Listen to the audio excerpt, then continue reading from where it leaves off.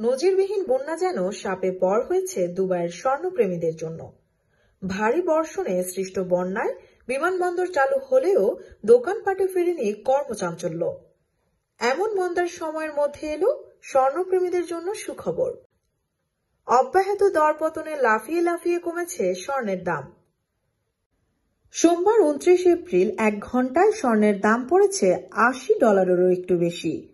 24 ক্যারেটের প্রতি আউন্স স্বর্ণের দাম কমে হয়েছে $2305। চলতি সপ্তাহে যা ছিল $2400-এরও বেশি। দুবাইয়ের জুয়েলারি গ্রুপ বলছে, সোমবার বাজার বন্ধের সময় 24 ক্যারেট স্বর্ণের দাম ছিল $283.25 দিরহাম। মাত্র একদিনের ব্যবধানে স্বর্ণের দাম কমে 24 ক্যারেট গ্রাম প্রতি স্বর্ণের দাম হয় $279.25 দিরহাম।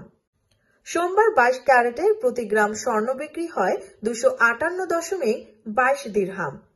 মঙ্গলবার 22 ক্যারেট স্বর্ণ গ্রাম প্রতি $250.25 দিরহামে কেনেন ক্রেতারা। তবে শুধু প্রাকৃতিক দুর্যোগের কারণেই যে স্বর্ণের দাম কমেছে, কথাটা পুরোপুরি সত্য নয়।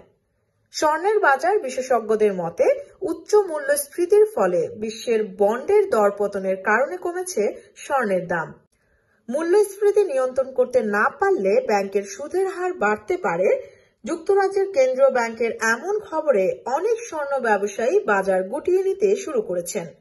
এতেই দুবাইয়ে কমতে শুরু করেছে স্বর্ণের দাম, যার প্রভাবে প্রতিটি দেশে কমতে শুরু করেছে স্বর্ণের মূল্য।